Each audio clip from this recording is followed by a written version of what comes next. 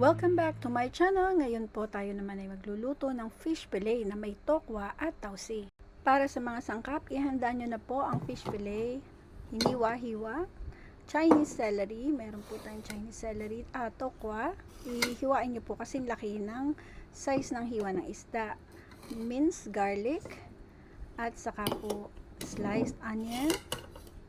Kailangan din po natin ng julienne ginger, at saka julienne bell pepper, kaunting tausi kasi po maalat yan.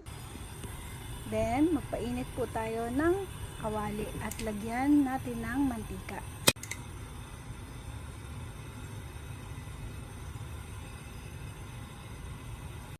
Habang pinapainit ang mantika, kumuha ng isang cup na corn flour. Kung wala po kayong corn flour, pwede na rin po ang cornstarch. Kapag mainit na ang mantika, pagulungin sa corn flour ang inyong fish fillet. Pagkatapos ay i-deep fry. Huwag nyo na pong lalagyan ng paminta o asin ang inyong flour dahil ang atin pong sauce ay maalat na.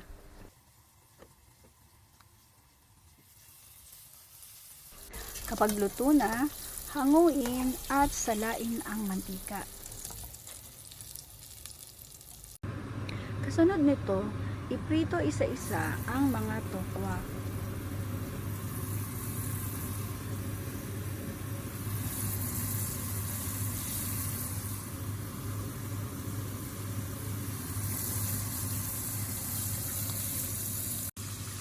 Huwag kalimutang baliktarin upang maluto ang kabilang side. Salain at itabi muna, kasama ng napritong isda at oyster sauce. Magpainit ng kaunting mantika sa kawali at igisa ang sibuyas. Kapag malambot na, isunod ang pinitpit na baw. Ang ginamit ko po dito ay yung nasa bote. Ang disadvantage ng paggamit ng minced garlic na nasa bote is matubig po ito, so matilamsik siya. Isunod agad ang luya. Ang luya, hiniwa natin ng mahaba, julienne or strips. Kapag mabango na ang luya, isunod agad ang tausi. Ang dami ng tausi ay depende po sa dami ng inyong isda. Pero wag po kayong gagamit ng sobrang dami kasi po ang tausi po ay maalat na maalat. Dahan-dahan lang po ang paghalo dahil madali po siyang madurog.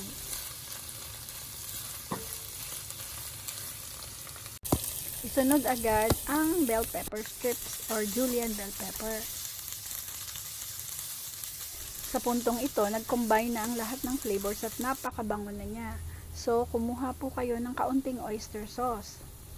Lagyan muna ng isang kutsara o doble kung ang inyong sangkap ay doble sa nakikita nyong aking ginamit. Lagyan ng kaunting tubig. Huwag hayaang matuyo ang ginisa dahil ito ay gagamitin natin bilang sauce.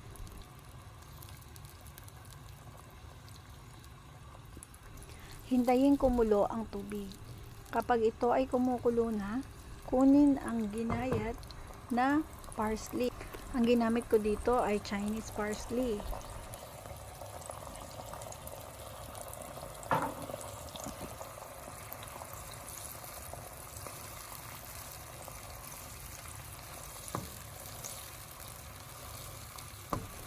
Haluin ng bahagya at hayaang kumulo.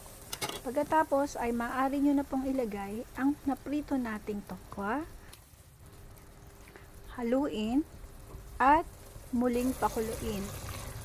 Pagkatapos itong kumulo, maaari nyo na pong patayin ang apoy o kung anumang kalan ang inyong gamit.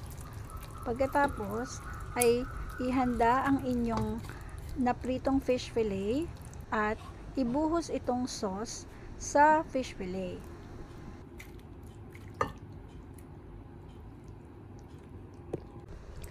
Pwede na po siyang kainin. Habang mainit pa ay ihain nyo na upang hindi lumambot ang inyong crispy fish fillets.